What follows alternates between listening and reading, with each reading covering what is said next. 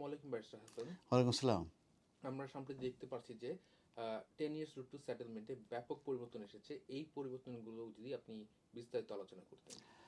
মূলত 10 years lawful রেসিডেন্সের যে রুলসটা আছে এটা 11th of April 2024 থেকে মূলত পরিবর্তন হচ্ছে এবং এখানে আগে রুলসে ছিল, এখন এটা অ্যাপেন্ডিক্সে নিয়ে আসছে এবং অ্যাপেন্ডিক্সটার নাম এখন হচ্ছে যেটা অ্যাপেন্ডিক্স লং রেসিডেন্স।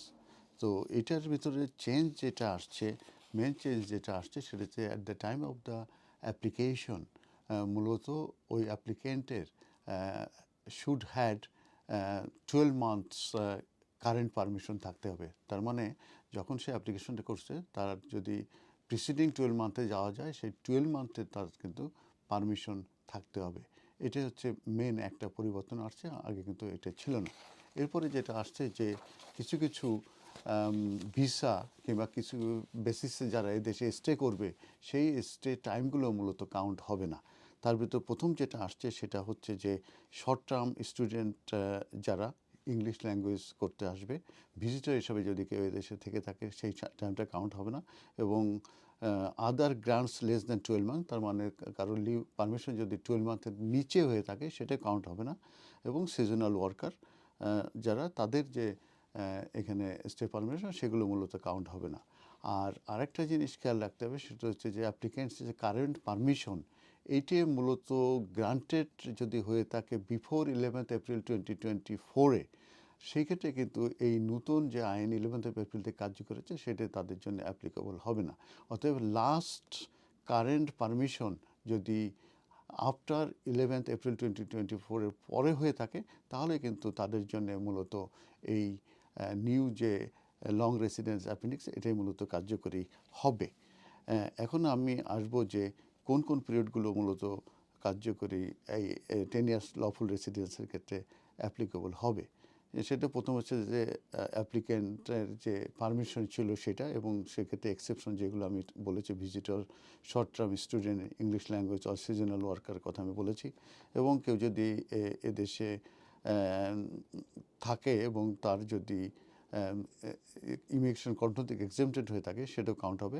এবং যারা ন্যাশনাল হিসাবে যারা মূলত 2020-র আগে, 31 ডিসেম্বর 2020-র আগে এবং 30 জুন 2024-1-এর আগে যারা ন্যাশনাল কিংবা ডিপেন্ডেন্ট এদেশে এক্সারসাইজ দেয় টিটি রাইট, তাহলে কিন্তু তাদের সেগুলো কাউন্ট হবে, যেটা আগে ডিসক্রিপশনে ছিল। এবার কিছু কিছু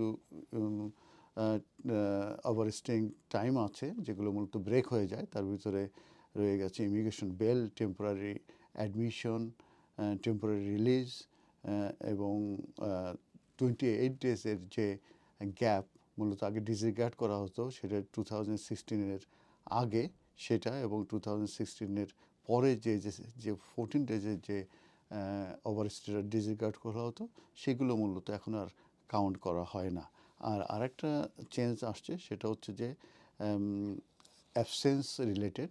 তো এখন 11th April থেকে বলা হচ্ছে যে কেউ যদি outside of the UK more than 180 days in 12 month period থাকে, তাহলেই এটা মূলত must not have been outside the UK for more than 180 days. More than 180 days মূলত 12 মান্থের ভিতরে দেশের বাইরে থাকতে পারবে না। এই ছিল মোটামুটি চেঞ্জগুলো। আর আরেকটা জিনিস, কিছু এক্সেপশন আছে।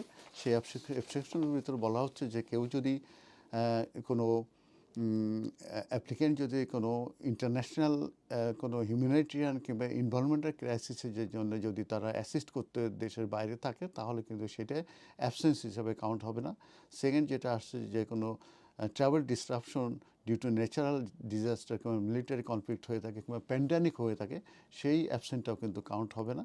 এবং কমপ্লিট প্রফেশনাল সার্কামস্টেন্সেস যদি হয়, যে লাইফ থ্রেটেনিং ইলনেস কিংবা life threatening illness or death of a close family member.